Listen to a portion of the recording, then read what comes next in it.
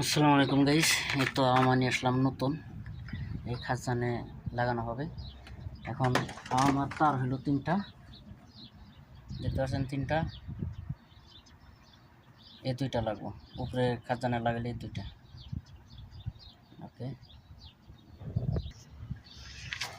ওকে আমি এখন আমার লাগাবো। এটা হলো মিজানের,